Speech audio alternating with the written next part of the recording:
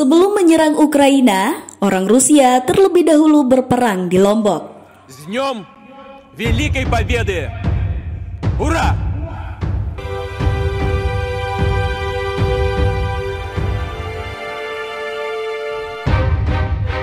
Jika ada pendapat yang menyatakan bahwa orang Rusia doyan perang dan suka mencari perkara dengan negara Eropa Barat, maka mungkin bisa jadi memang begitu kenyataannya.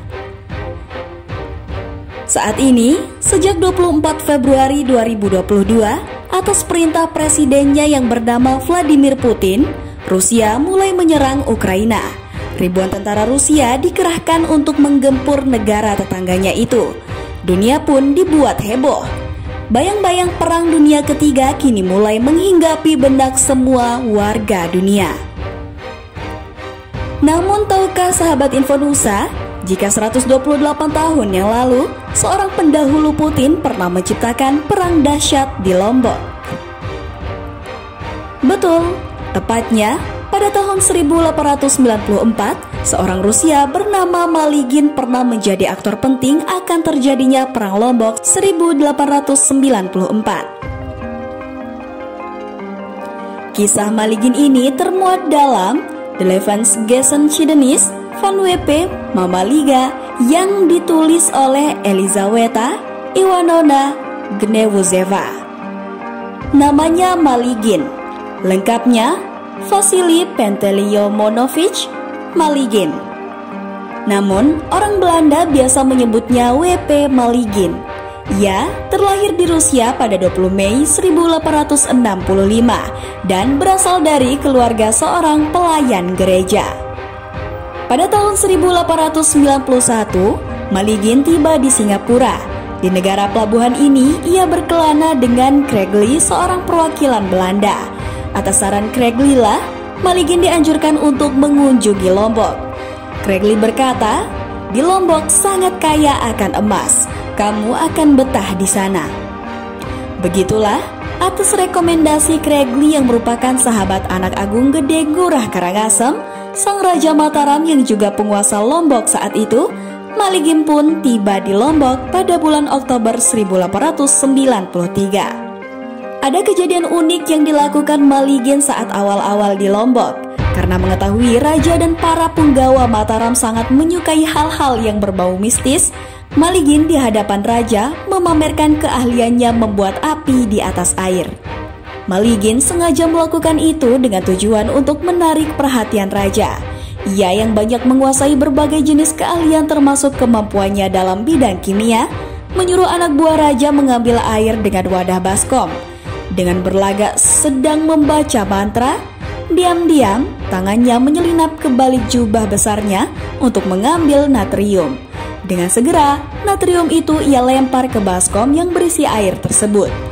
Api pun tercipta dengan hebat. Bahkan diceritakan, api itu sampai membakar perahu yang ada di sekitar tempat itu. Raja sampai terjatuh saking terkejutnya. Sejak saat itu, Raja sangat menyayangi Maligin. Sampai-sampai Raja mengangkatnya menjadi penasehat dan orang kepercayaan Kerajaan Mataram. Di hadapan Raja, Maligin menceritakan rencananya mengenai Lombok. Ia ingin Lombok suatu saat bisa seperti negeri Singapura. Raja pun setuju atas usul Maligin tersebut.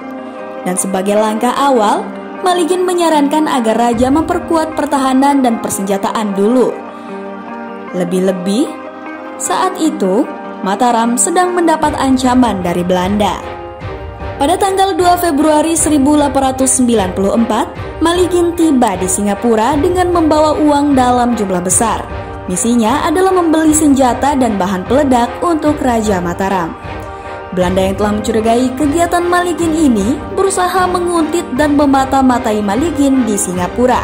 Namun karena memang dasarnya Maligin adalah orang yang pandai dan licin, ia selalu dapat mengecoh mata-mata Belanda tersebut.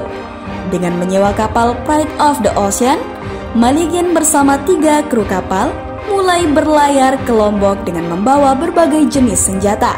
Namun, nasib kurang baik rupanya menimpa Maligin.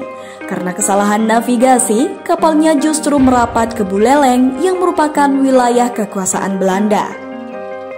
Sadar mendarat di tempat yang salah, Maligin berusaha menyelamatkan sebagian senjata yang ia muat. Dengan menyewa kuda, ia mengangkat senjata itu ke sebuah perahu di Karangasem dan selanjutnya membawanya ke Lombok. Saat ia berhasil meloloskan diri, kru kapal dan senjata yang ia muat berhasil ditahan Belanda. Sesampainya di Lombok, Maligin kaget melihat pasukan Belanda sudah dalam keadaan siaga di berbagai tempat. Dengan mengendap-endap, Maligin akhirnya sampai juga di Mataram. Saat itu, hubungan Mataram dengan Belanda sedang memburuk.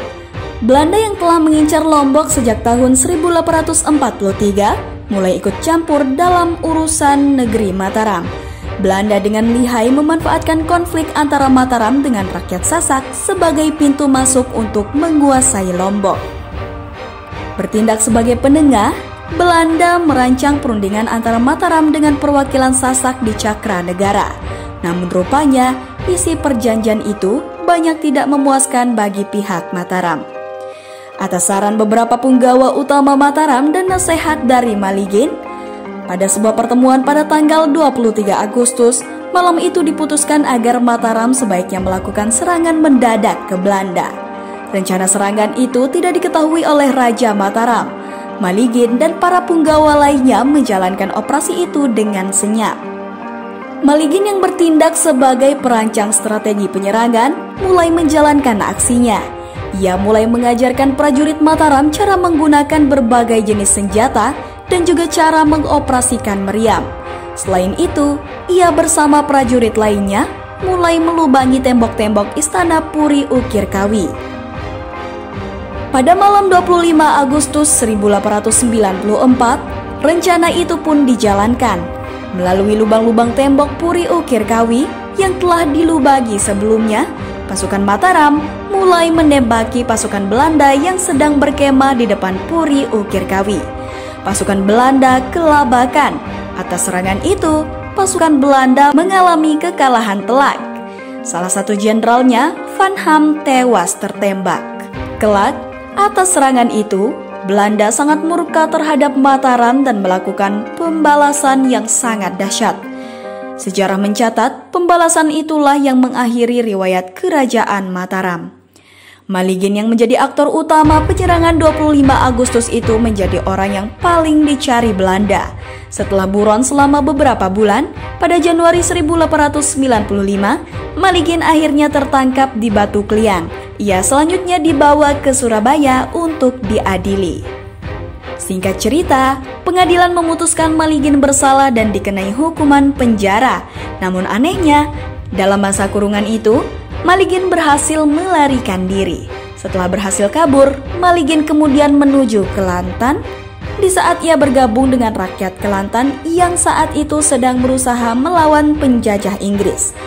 Tahun 2004, seorang keturunan yang pernah mencari jejaknya di Lombok dengan diantar oleh Ahmad JD, seorang sejarawan senior Lombok, keturunannya itu diantar ke berbagai tempat yang diduga sebagai tempat yang pernah disinggahi Maligin selama di Lombok.